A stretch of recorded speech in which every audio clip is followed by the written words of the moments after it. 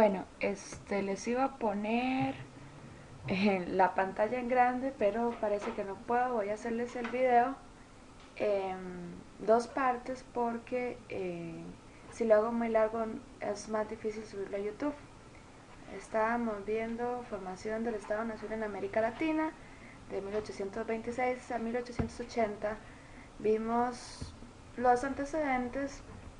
Vimos también cómo se llegó al proceso de independencia. Vimos que era un Estado-nación que debe estar conformado por tres elementos: territorio, nación y gobierno, y un cuarto elemento que puede ser la soberanía, que depende de un país a otro. Vimos los problemas que debieron enfrentar las provincias recién independizadas, una diferencia entre América Latina entre 1810 y 1826, que recuerdo muy bien que Hernando lo desarrolló muy bien. Y ¿por qué surge la idea de formar un Estado-nación? Siempre me pasa cuando pongo este video, perdón, este programa. Y bueno, ¿qué iban a tener los nuevos estados? ¿Qué era el caudillismo? Para repetirles, el caudillismo era una serie de líderes carismáticos que lograban que cada país, cada sociedad se identificara con sus ideales políticos, y su forma de acceder al poder no necesariamente era legítima. Podían ser mecanismos informales, un golpe de Estado, o, eh, o simplemente la población decidía que ese era por mayoría de preferencia de la persona que iba a dirigir el rumbo político de ese naciente Estado. Eh, Importante, vamos a ver, ejemplos: Francisco Morazán, Rafael Carrera, Simón Bolívar, Bernardo Higgins. En su mayoría todos los próceres de la independencia eh, van a ser caudillos, y habíamos dicho que los caudillos tenían la característica de que sus ejércitos, su actuar era del tipo personalista, es decir, que conforme muere Simón Bolívar, con él se muere su ideal y viene otro que va a ser distinto. Entonces, importante tener eso claro. Consecuencias del caudillismo. Lastimosamente, el caudillismo no logró la paz en los territorios donde se practicó por el excesivo uso del ejército que se dio y la vía autoritaria. Disculpen. Habían dos tipos de caudillismo: el autoritario y el constitucional. Recuerden que el autoritario es el que entra por la fuerza y que tal vez la gente ni siquiera apoya, o tal vez sí, pero les apoyan y no saben, nada más lo hacen de una forma ilegítima. O uno constitucional, en el que vamos a tener una y un constitucional en el que el caudillo legitima su actuar a través de una constitución política. Eh, para seguir con las últimas diapositivas que nos quedaban pendientes y que no hemos podido terminar porque hemos tenido muy pocas clases, voy a hablarles sobre que en esa época también en América Latina se desarrolló el militarismo, que fue un complemento del caudillismo. ¿Por qué? Porque constituciones y leyes no bastaban para mantener la paz. Ni siquiera, yo les había dicho que cuando los caudillos ejercían su instinto paternalista, ¿verdad? Yo todo lo hago porque yo soy el que sabe que todo está bien. Y si a usted no le gustan mis ideas y necesito que las haga y no quiere, entonces la vía que voy a utilizar, aparte de constituciones y leyes, va a ser la vía militar. Eh, bueno, ellos justificaban la creación de ejércitos no solo para mantener la paz, disculpen, a través del territorio, sino también para defender los territorios y crear nuevas fronteras. Hubieron varios enfrentamientos que generaron, ¿verdad?, la discusión entre varios países, entre Chile y Perú, entre Brasil, Bolivia, etcétera. ¿Qué viene a pasar? Bueno, que aunque la gente apoyaba a los caudillos, esto va a generar descontento social. ¿Por qué? Porque las vías autoritarias se están tomando y no las vías que ejerce el pueblo, que al pueblo le interesan que comprenda la mayoría, sino la idea de una sola persona. Como les dije, junto con el caudillismo nació el militarismo, entonces muchos ejércitos fueron de tipo personalista, eran gente que se identificaba con un ideal específico de un caudillo específico. Y lastimosamente, como todos sabemos, los ejércitos, los militares representan amplios gastos para los distintos estados. Qué pena.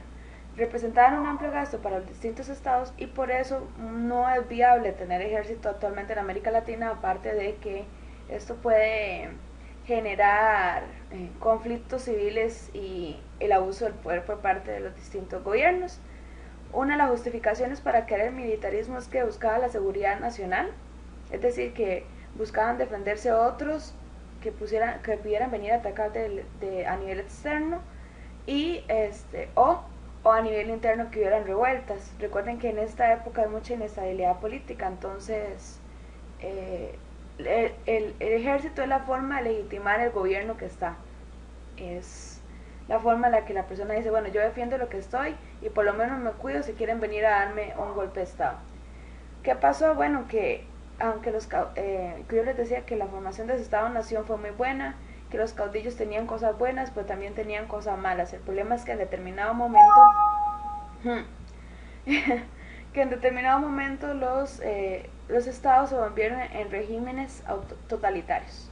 ¿Qué vamos a tener como consecuencias cuando se forma un estado-nación? Primero, se va a perder lo autóctono, es decir, lo propio, porque se van a copiar muchas cosas de modelos europeos y del modelo estadounidense. E incluso, como ustedes lo hicieron dentro de su examen parcial, que les tengo que entregar un proceso de aculturación, es decir, que fuimos adoptando patrones europeos y de otros países y fuimos dejando de lado la cultura indígena, la cultura que pertenecía realmente a los latinos. Incluso eso lo vemos hoy en día cuando preferimos hablar inglés o Spanglish que incluso el propio español. Hay un proceso de aculturación, nada más que hoy va en términos de un proceso de globalización. Incorporamos patrones y prácticas ajenas a nuestra realidad histórica. Yo se los dije varias veces. Queríamos copiar modelos políticos y modelos económicos que no se ajustaban a la realidad latinoamericana. Por eso los estados-nación latinoamericanos tuvieron tantos problemas para lograr desarrollarse como lo hubieran podido hacer Estados Unidos, Francia, entre otros. Lastimosamente, qué pena. Lastimosamente, al querer lograr el progreso se adquirieron muchas deudas y las actividades económicas que desarrollamos no estuvieron bien pensadas. Entonces, aunque éramos países independientes y somos países independientes hoy en día, y en esa época empezamos con una dependencia económica de una gran deuda externa que se ha ampliado y se ha ampliado y se ha ampliado, se formaron nuevas fronteras, como ustedes pudieron ver en el mapa. Se hicieron reformas liberales, que recuerden lo que hizo Braulio Carrillo, que es modernizar el Estado, crear leyes, buscar el orden social, etc. Se formó la identidad nacional. ¿Por qué? Porque la gente ahora se identifica con un territorio, con una población específica, ya tienen claro a dónde pertenecen, a diferencia, por ejemplo, de cuando vimos el sistema feudal. Se prohibió el comercio de esclavos. Esto generó que, en teoría, el comercio de esclavos se terminó hasta 1850, y en teoría lo que buscaba era que hubiera una igualdad para todos, pero ustedes saben que incluso hasta hoy en día eso ha sido muy difícil. Vino una fragmentación política, liberales versus conservadores, y todo esto va a generar golpes y golpes y golpes de Estado que incluso se extienden hasta el siglo XX. Conflictos políticos y limítrofes que se extienden a la actualidad. Nosotros somos un ejemplo de eso en el caso de Costa Rica, Nicaragua. Todavía Costa Rica sigue alegando como suyo el río San Juan, y bueno, es un conflicto de no acabar. ¿Qué pasa? Bueno, conforme mejoran por las reformas liberales los estados a nivel de salud, de educación, entre otros, la población va migrando y también va creciendo porque se mejoran sus condiciones. Lastimosamente, como les decía antes, somos países en la mayoría que somos dependientes económicamente y no tenemos criterio políticamente a veces. Entonces esto ha generado pobreza en las sociedades a causa de las deudas externas que tenemos, es decir, con otros países. Algo bueno, mejoró los sistemas educativos, los sistemas de salud, y en algunos países se disminuyó el poder de la iglesia por medio de las reformas liberales. Algunos países sí lograron el desarrollo económico, como por ejemplo Chile, que se dedicó a la extracción de cobre, Argentina, que se dedicó a la exportación de carnes y cueros, y Perú, que se dedicó al guano, que el guano es como un fertilizante que dejan los murciélagos en los corales y que sirve para fertilizar, valga la redundancia, es fácil de extraer y genera amplios beneficios para la agricultura. Entonces podríamos decir que, imagínense, Chile, Argentina y Perú, igual que México, son países que incluso durante la época colonial ya tenían poder. Entonces en realidad se siguen manteniendo muchas estructuras que vienen del periodo colonial y que no hemos logrado superar, ¿verdad? Alcanzar el desarrollo. Eso por el momento. Ese es el video 1. Ya les voy a hablar del proyecto número 2.